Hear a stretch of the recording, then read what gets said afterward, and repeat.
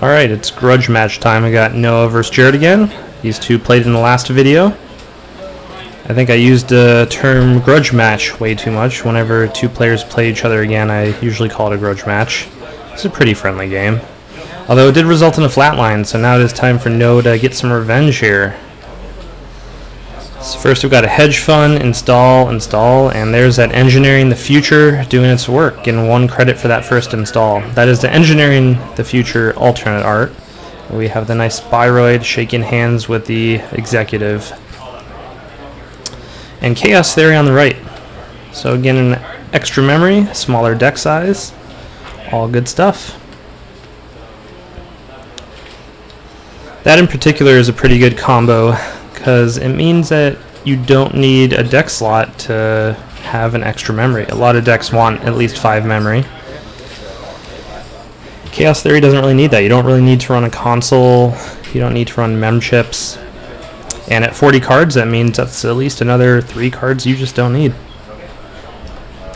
So that was a Dirty Laundry on Archives, just get a little bit of money and installing the same old thing, the self-modifying code. So got a blue level, an excellent new card for HB, just doing everything you want to do. You want to draw cards and you want to get credits. That's how you win Netrunner.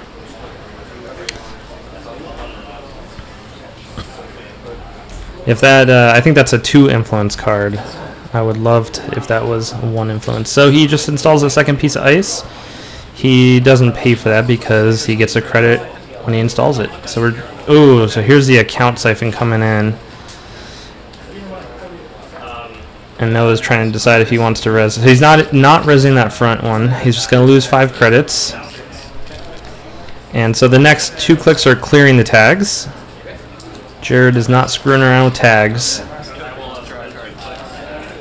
So it's far less efficient to do it that way, but this is probably not a tag me Chaos Theory deck. Maybe he has some resources in there he wants to play later. And you know, we're seeing Scorched Earth all over the place now. I've been seeing it a lot in Jinteki recently. So you can never be too safe when it comes to that card. And that's a power shutdown for 0, so the same old thing goes away.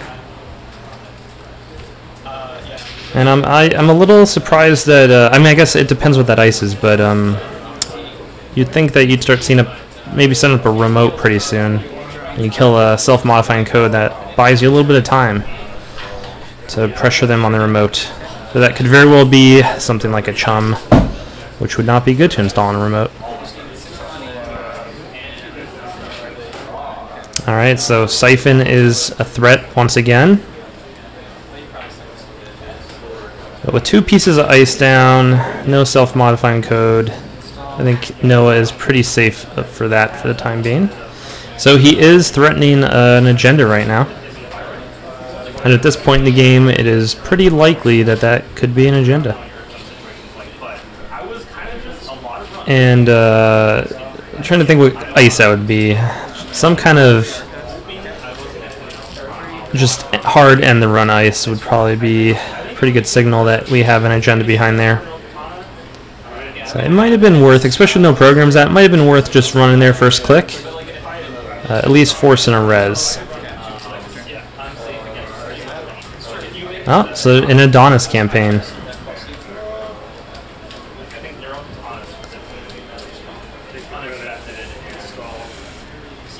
And so those are use tokens on the Adonis rather than loading the Adonis with all those credits. You could save a lot of time by just kind of throwing an advancement token. Noah did in this case, but throwing a token on there like a power counter, advancement token, and using that to represent each use of the campaign. I do that a lot with Armitage code busting. I'll just stick 6 advancement tokens on it. Just take an extra credit whenever I take credits off of it. And another remote goes down. So Chaos Theory got the Dinosaurus down last turn. It's a very good thing to put, well, any breaker on, but I think a Sentry Breaker is usually the best option. So he is really worried about getting scorched here. Maybe he just doesn't want to have to clear those tags on the next siphon. But he's at least a couple turns away from a siphon, I think. Getting the data sucker down. So that Adonis campaign is going to pay off big times. I don't think that it's going to get trashed. The last viable time to trash it, I think, is on this next runner turn. And unless he throws down a sentry breaker, I don't know. I don't think, with that data sucker down, I don't think that'd be a good run on that Adonis campaign.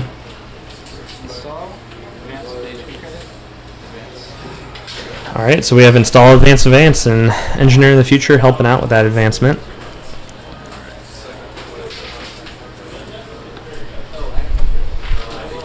There are not too many IDs that just kind of guarantee 1 free credit a turn. Especially when Corporation, really a lot more than Runner, needs to install cards to win. The Runner, you don't need to install that many cards to win the game. Some decks have a lot of cards to install, and alright, so he's going to get in with that Fem. The Fem on Dinosaurs is very, very strong. And he's worried about, a 5-3 being scored here, so he's just putting the Fem down there. I mean, ideally you want the Fem on a central server, especially with those data suckers. Just get into a server continuously for cheap. But he does not want a 5-3 to be scored. So Noah here is trying to decide if he wants to res that ice. Ooh, is that a guard? I can't quite tell what it is. A guard wouldn't do anything here, unfortunately, because Fem can just pay through it. I think it might be. I can't totally tell the card art from this angle. But yeah, if guard should be a code gate. Oh wow, so that was a June bug. Alright, no, that was pretty good. He just cleared the runner's hand. Got an indexing, a sharpshooter, another Dinosaurus, and I couldn't tell what the last one was. It might have been a Dirty Laundry. I'm not sure. But yeah, getting the indexing is major. That was a great bluff. Because you forced that Fem token down on an ice you don't even have to res now.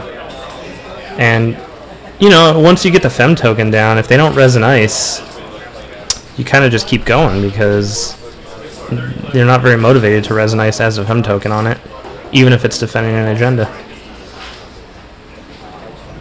That was a really good play. And that was a good time to play the June bug, because while there wasn't a breaker down on the table, you could tell that there was positioning for a breaker. We had Dinosaurus down, we had Data Sucker down, and Jared had a lot of money, and he'd done some drawing before that, I believe. So it was a pretty good chance that he had at least some kind of breakers in hand. So that June bug was well timed, I think. It's not easy to play traps, but it's a pretty good one. So the Adonis campaign is done. That paid out a lot of money.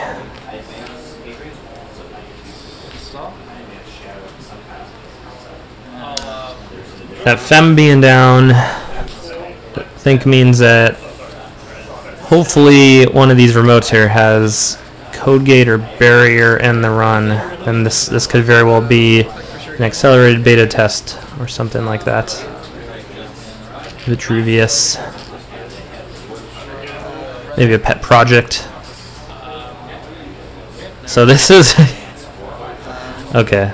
I think that might be a Jackson Howard. I can't quite tell what that is. Yeah. Oh no. Okay. It's another Adonis.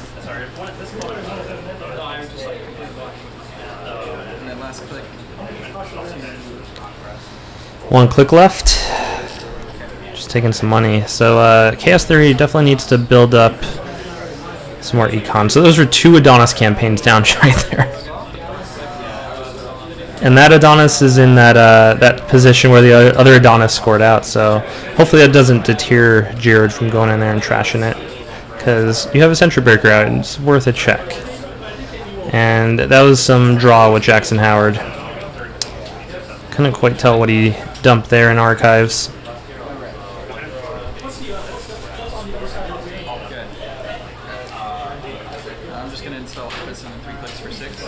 Okay, so he gets a magnum opus down and he clicks it 3 times. I've been playing Tenon a lot recently, and these are the types of runner decks I just love to be Tenon against. The ones that just have these turns where they need to catch up. Yeah, if the timing works out pretty well enough, I like when a player plays down magnum opus, because it usually means I'm going to have a couple turns where I get a free Tenon token. But if the timing doesn't work out, I hate to see magnum opus, because it usually means I could get repeated access to my servers. But this is not a Tenon game. This is engineering the future. Look at that, no ice rezzed. We got 7 pieces of ice down, but none of it rezzed. I think Jared could probably pressure those centrals a little bit more at this point. That Dinosaurus Fem is extremely powerful. If you run in your first click on any of those centrals, well, your biggest problem would be Inazuma into some crazy Byroid, so getting a code gate breaker out first would probably be smart. But I think that could be worth the risk. Engineering the Future is at, I believe, 18 credits, if I am reading that correctly. And Chaos Theory here is at 8. So no one here just doing some math, I think. I think he has very good defense against indexing here. Almost any 3 pieces of ice are pretty good indexing defenses. That's mostly an economic battle. You want to make it so it's expensive to go through multiple times. And he is defending against indexing really hard. So he installed above there for 3 credits and getting a credit back because Engineering the Future, and took 2 credits, so he is back at 18. Drawing up some cards here. Yeah, if I was Chaos Theory, I'd want to get a code gate breaker down, but then just start running. Really need to get some running in. And this type of situation is where I would really be missing my Sneak Door for my Crenwell deck. There are probably some agendas in HQ, and it'd be nice to go steal them. Although that Jackson Howard down probably offloaded most of the agendas. This looks to be, you know, the kind of Glacier style HB deck, and this is looks like a Chaos Theory Big Rig deck, so this is going to be a slog, as you could probably tell by the time code on YouTube.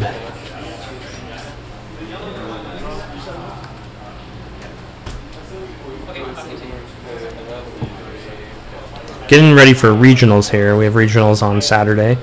I've been really thinking about trying to trim down the time on my decks, because can't really have half-an-hour games at regionals. I think you're going to go to time a little bit too often. We have 55-minute rounds at regionals. He's getting into Dawn's campaign with an archive memories. That's a little bit okay. This is a good play. I like that. At first, that looked dubious, but he's basically saying, yeah, that could be the agenda if you want to go check and run into my ice here. Okay, it looks like the runner's just ignoring that. It very much looked like an agenda play, you know, the kind of fake Adonis. So he has the Degorian Blade down. Ichi is expensive, but he's at strength already, so it costs 3 to break. That's probably about the cheapest you could break Ichi for, outside of Fairy.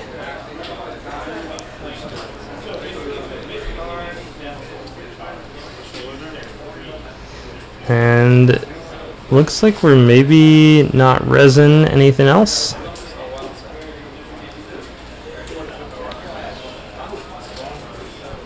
He's trying to decide. So I'm not sure if it looks like Jared might have been a little bit wary of Inazuma as well, because as soon as he got that Gordon Blade down, he just started running. So he saw another Archive Memories.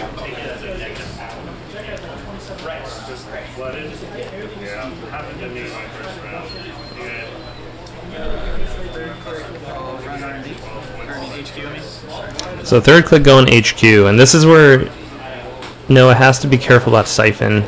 If he has a barrier down there, he probably should not res it now. It depends what's in hand, but I don't like to let a Siphon player know what ice I have played. And I think he sees an ice. I couldn't quite tell what that was. Looked like an HB ice. Still only one ice resed here. I missed the where he installed over that femmed ice. That's an interesting play.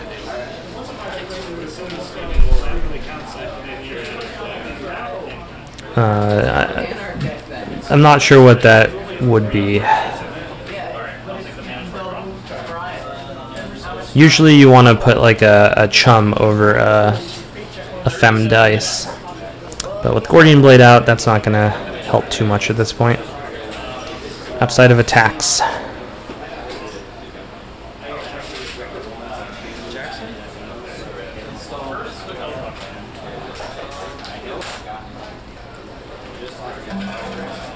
So that did end up being the Adonis campaign.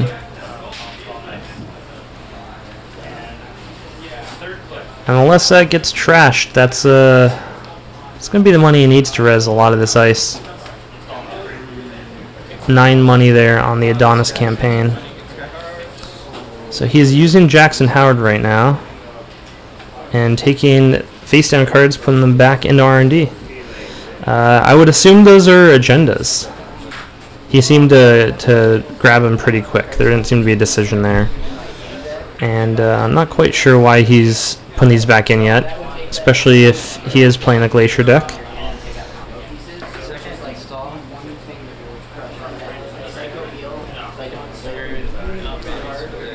Wow, that's that's a really interesting server. That could just be a barrier in front, in which case he's hoping to just stop the runner flat. Or it could be some other trap. Like what I worry about is aggressive secretary when I see that, especially with that fem on Dinosaurus. You don't want to lose that fem. So Jared drawing up some cards.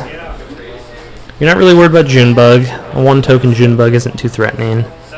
Cerebral Overrider I wouldn't be too worried about. Sometimes I will run on a 1-token Cerebral Overrider if I suspect it to be an Overrider, just because that's really expensive for the Corp to pay that much money for 1 brain damage. I am pretty notorious at taking brain damage though for almost no reason. I'm a big fan. Put a clone chip down. And I'm trying to remember if there's any breakers in the heap. I can't remember any getting thrown in there. But there was that Junebug. There might have been one down there.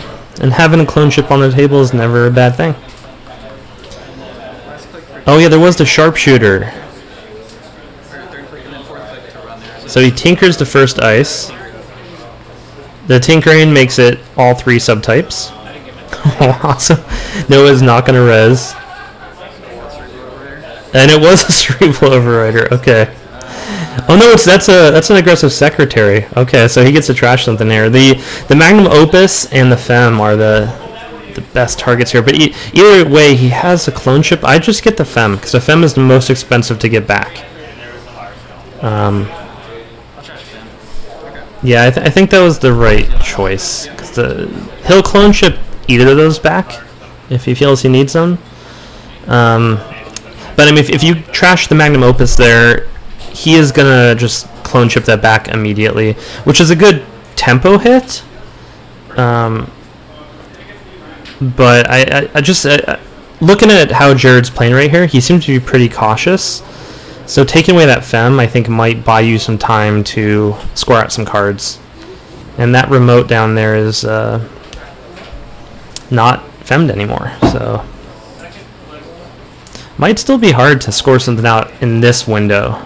Because the runner is at 8 credits. It's not enough to get Fem down, but with the Magnum Opus, he could click 3 times and run, and just hope that there's not a barrier to stop him, because I think he will get through. 3 clicks for 6. All right, so he drew up a card and took 6 money. So let's see if Noah called that window right. Might have been another trap. This is a very trappy HP deck. It's really interesting. And so far, we're 2 for 2 on the traps here. So that was an installation for the first click. Oh no.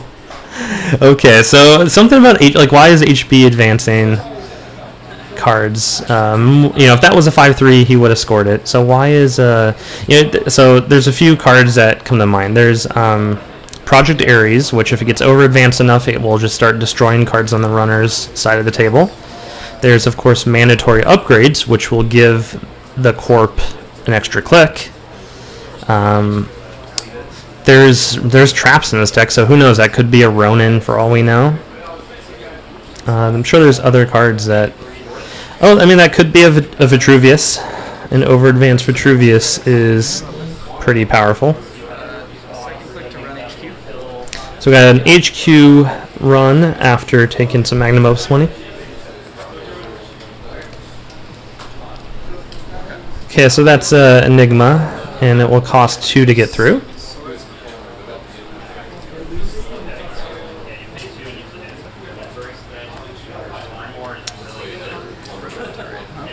Ooh, Rotor. Okay, so he is forcing him to get the Fem out right now.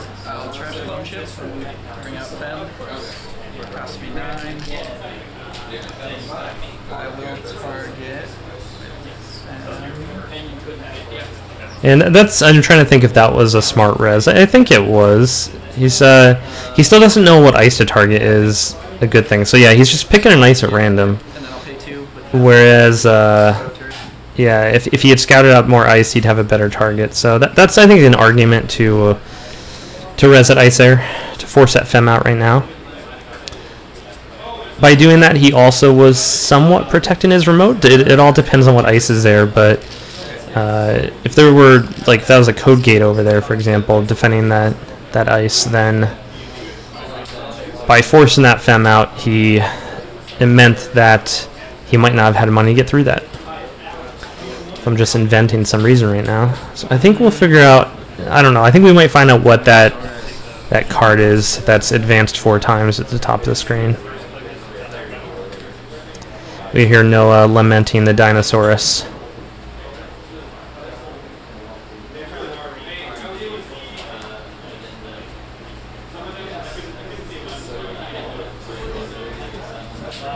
The more I watch people play Netrunner and watch videos, I'm seeing more and more people taking on their own custom click trackers. We see Jared here with the fudge dice.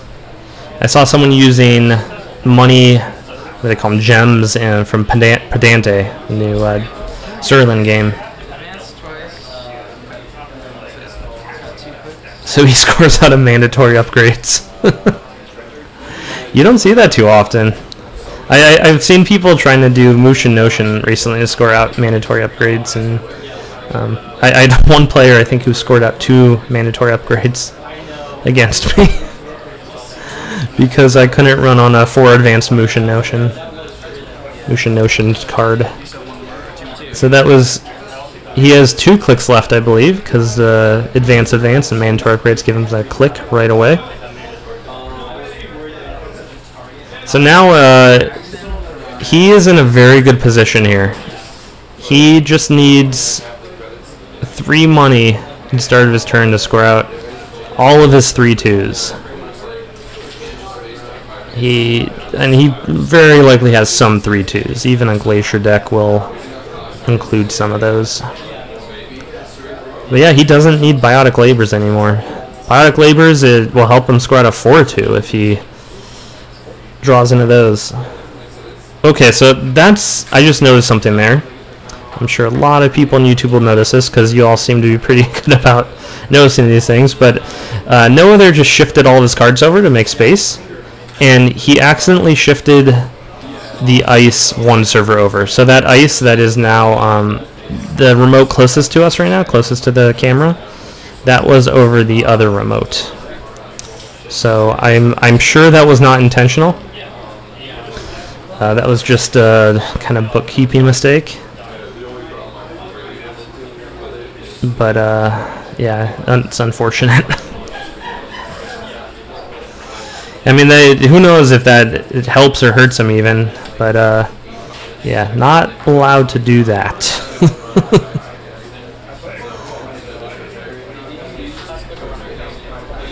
I'm not even sure whose turn it is right now. I've kind of lost track. We have 75-minute rounds at the Games of Berkeley tournaments. So it's a little more casual. Players take their time. I probably should have, for this tournament, done 5 rounds at like 60 minutes each, just to help players practice for regionals. So he's siphoning for 4 credits. And he is floating these tags. I don't think he has to worry about that though. He has a Plascreed out. We haven't really seen evidence of Scorched Earth. I think you could start even counting influence at this point. We've only seen the June bug.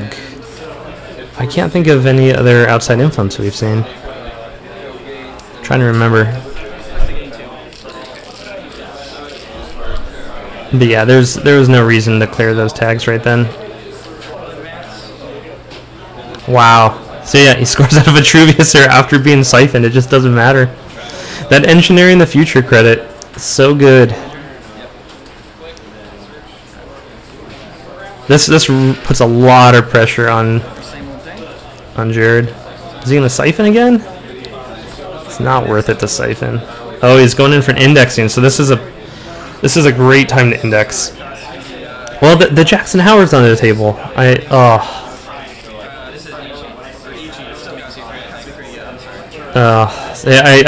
think he forgot about the Jackson Howard. But this was a really good time to trigger the indexing. It's just, you know, your best chance here is hopefully he forgets about the Jackson Howard. I was telling a friend at work today that once I get like 1 million views on these videos, I'm gonna get a 3-camera setup and film the players' hands and stuff like that. But I would really like to see their hands on these videos, but that's a bit too much of an investment for me right now. I've only seen, I think Team Covenant would do that on some of their videos, and it's really awesome. But so there's the Jackson Howard. Unfortunately, I mean, Jared didn't have another click that turn. I think he probably would have been best to just run on the Jackson that turn. Maybe draw some cards, or just run on R&D normally. I don't know. Yeah, there probably would have been a better time to use the indexing. Also, just drawing into another indexing would have been a lot stronger than having to do the same old thing. Wow, so he got an agenda anyway. So there is Project Ares in that deck. Yeah, that's really, I like this. This is Project Ares, mandatory upgrades, June bugs, and traps, aggressive secretaries, and just advance it all, old-fashioned style. Maybe there are motion notions though. I do think that ice on the far end was a guard, which that combos pretty well with motion notion. So I wouldn't be surprised if motion notion is in this deck and he's just not trying it. And he scores out another Vitruvius from hand. He was at 2 credits and he scored that out with no other fast advance cards on the table. Other than, I guess, mandatory upgrades, technically. Could be considered a fast advance card.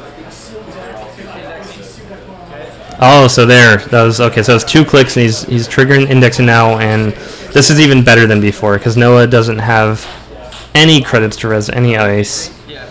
And, oh, but unfortunately he only has enough to get in 1 more time this turn. That index in last turn cost him a lot. He did end up scoring an agenda, but not due to the indexing. So he has 2 clicks left, but he can only get in there 1 more time. Well, I guess that's not, you know, if it was a a 3-2 on top, let's say, and then a 5-3 below that, he could just blast through the Ichi on the second click. Alright, so he gets the last Vitruvius. We have not seen any accelerated beta tests yet.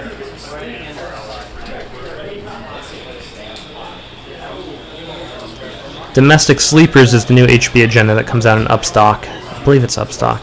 That is the first 0-point agenda for 2 to advance, but has the ability to click 3 times and put a power counter on it, which turns it into 1 agenda point.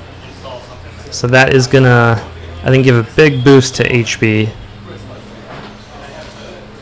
HB Fast Advance is really good, but I think it's kind of lagged behind NBN during the spin cycle, and I think they're bringing it back, along with some other HB builds, I'm sure.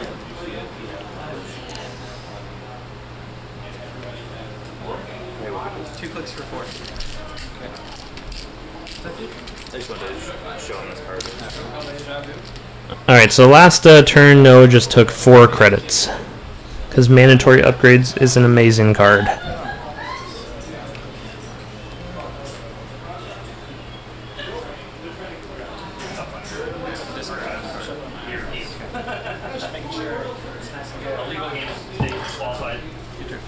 So Noah probably has at least 1 more mandatory upgrade, another Ares. Well, let's figure this out. So there's 5, like probably 5 more agendas, 3 accelerated beta tests, and then mandatory Ares. That'd be my guess.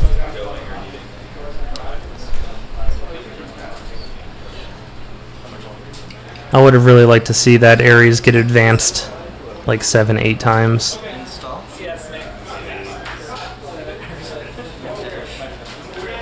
Okay, so yeah, I think I see what's going on. Okay, so that is an upgrade on R&D, I believe.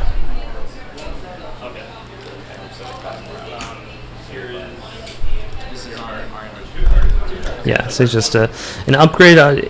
Ooh, yeah, so it's interesting. What would that be? I mean, it could be anything. We haven't really seen a lot of influence. That'd be a really good Caprice with Ichi out there in front. It's expensive to get down R&D right now. Just 1 Ichi makes that expensive, and that's even with a Fem. Ichi's a pretty good card. Looks like we're going for another Siphon.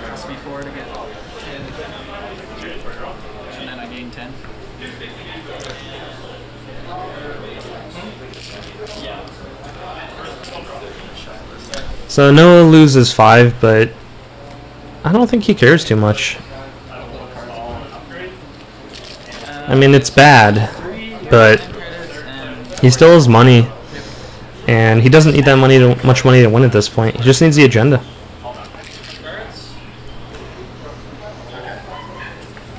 We haven't seen many HQ runs this game that weren't Siphon. I think there might have been 2. It is expensive to get an HQ, so it's understandable. Looks like this deck is not running Parasites. It looks like it's just using Data Suckers for efficiency, which he hasn't really needed too much, huh? Alright. And that's a Corporate Troubleshooter. So yeah, you know that was a really good Corporate Troubleshooter, and that's game. I'll try. The Corporate Troubleshooter was good there because he could have got the strength of Ichi up a lot and killed the Fem. Fem's 2 to boost his strength. So that was scoring the Gila hands out of hand with the mandatory upgrades. So that was a really good game. As always, there'll be more soon, and thanks for watching.